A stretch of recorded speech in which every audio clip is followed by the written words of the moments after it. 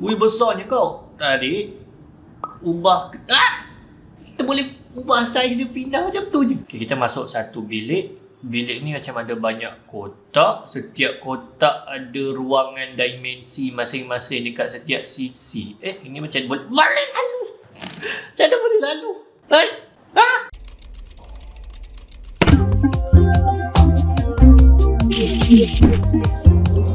Jom buka minda ajar. Assalamualaikum, selamat datang ke saluran Ajar Pendidikan di luar buku teks. Jadi dalam video kali ini kita nak buat konten yang lain sikit daripada kebiasaan. Kita nak cerita tentang game. Bukan game viral yang tengah meletup tu apa nama, Among Us ke apa ke, sebab tak ada kawan. Tapi kita nak cerita tentang satu konsep yang unik dalam game yang agak kurang diterokai. Tapi sebelum tu, game adalah satu ciptaan manusia yang mempunyai ruang design space yang sangat-sangat luas dan sentiasa berkembang dan berevolusi. Game berkembang daripada semata-mata dua dimensi, iaitu watak hanya boleh bergerak pada dua paksi, kiri dan kanan, kepada tiga dimensi, watak tersebut boleh bergerak kiri kanan, atas bawah.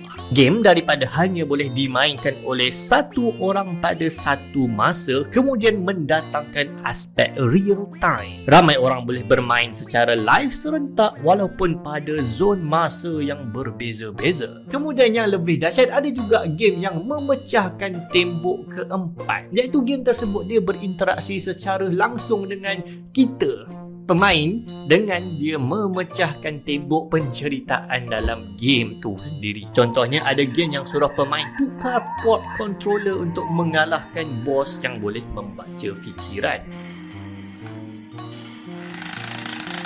Ada bos dalam game yang menghukum kita berdasarkan pilihan yang kita buat dalam game tersebut. Jadi kalau korang buat pilihan-pilihan yang buruk, padan muka lah. Dan ada game yang suruh kita delete file daripada folder game tersebut.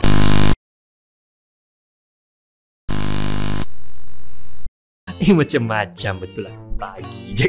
Tapi ada satu lagi ruangan design yang kurang diterokai, iaitu konsep bukan Euclidean. Konsep ni kadang-kadang kita jumpa dalam game-game puzzle. Konsep bukan Euclidean diguna pakai dalam game semacam Portal, di mana kita berteleportasi bila kita menembak ruangan portal. Antara game bukan Euclidean yang lain adalah macam Antichamber, Superliminal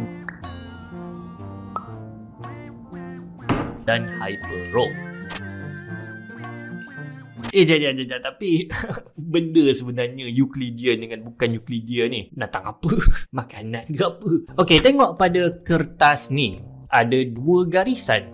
Apa agak-agaknya ciri pada dua-dua garisan tersebut? Bagi penonton-penonton Ajar yang bijak, yang cerdas, yang handsome, cantik dan bergaya, pasti akan perasan bahawa kedua-dua garisan ni adalah garisan selari. Jadi sebut pasal garisan, ada beberapa kisah-kisah sedih romantik tentang garisan. Dua garisan lintang adalah garisan yang cuma bertemu sekali dan tak akan bertemu lagi buat selama-lamanya. Garisan asimptot pula semakin lama semakin dekat antara satu sama lain, tapi mereka tak akan dapat bersentuhan.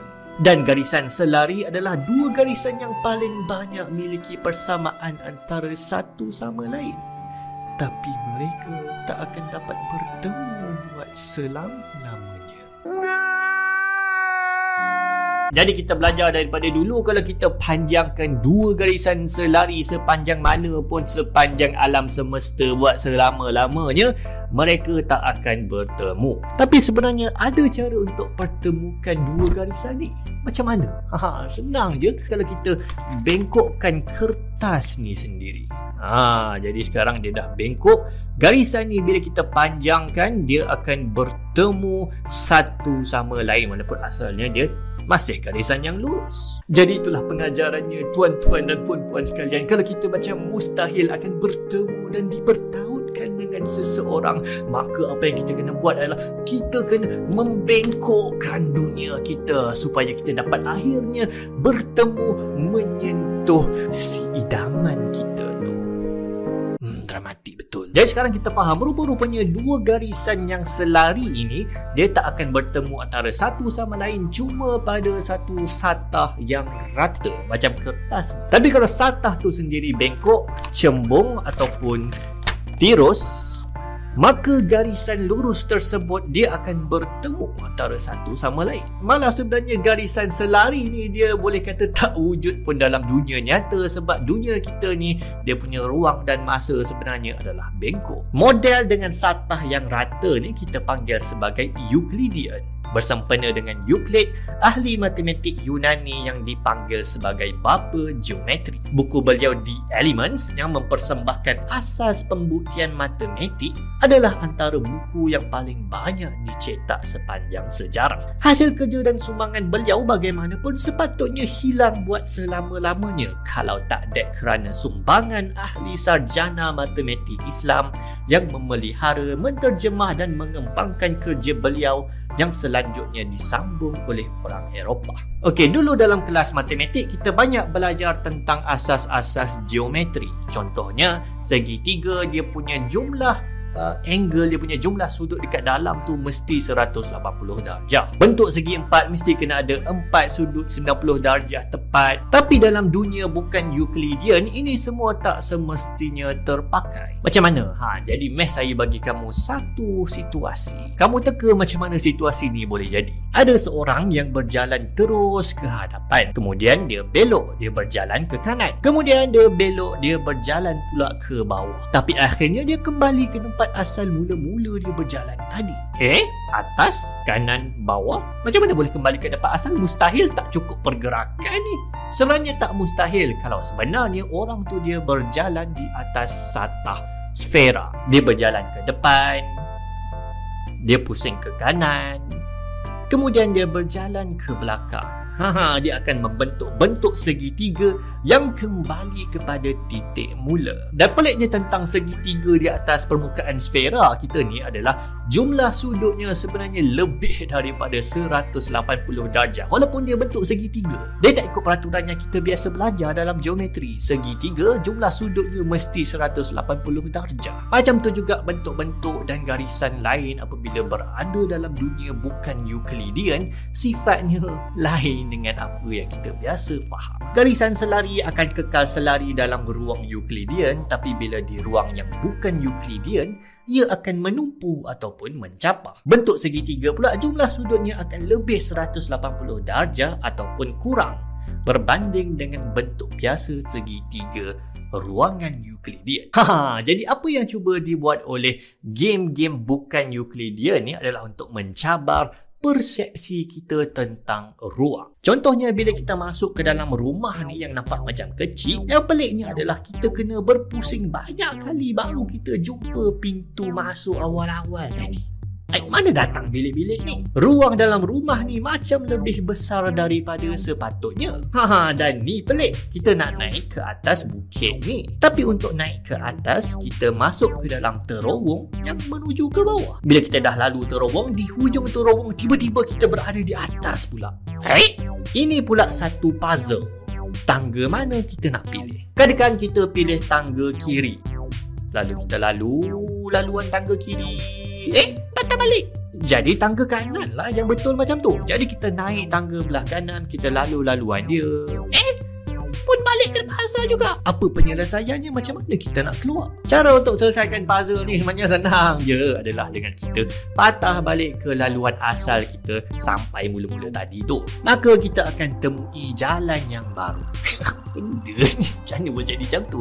Macam mana ruangan bukan Euclidean dalam game ni berfungsi? Jawapannya adalah dalam game kita boleh mewujudkan ilusi ruangan bukan Euclidean dengan beberapa trik dan elak. Contohnya untuk situasi dua tangga tadi, apa yang berlaku sebenarnya adalah pemain diteleportasi ke belakang ke tempat asalnya tadi. Tak kisahlah mana-mana tangga pun yang dia pilih, bila sampai di hujung, pemain akan diteleport ke pangkal jalan. Tapi kita tak perasan benda ni berlaku sebab warna pencahayaan game tersebut dia satu warna, dia blend, dia solid je. Macam tu juga kan biasanya dalam game, bila kita masuk ke tempat baru, kita masuk dalam pintu ke, pintu gerbang bandar ke, akan keluar loading screen untuk load kawasan yang baru tu. Kalau kita buang loading screen tersebut, kita akan seolah-olah masuk ke dalam gerbang pintu alam lain yang bukan Euclidean. Kita masuk dalam rumah kecil, tiba-tiba berada dalam gua yang besar.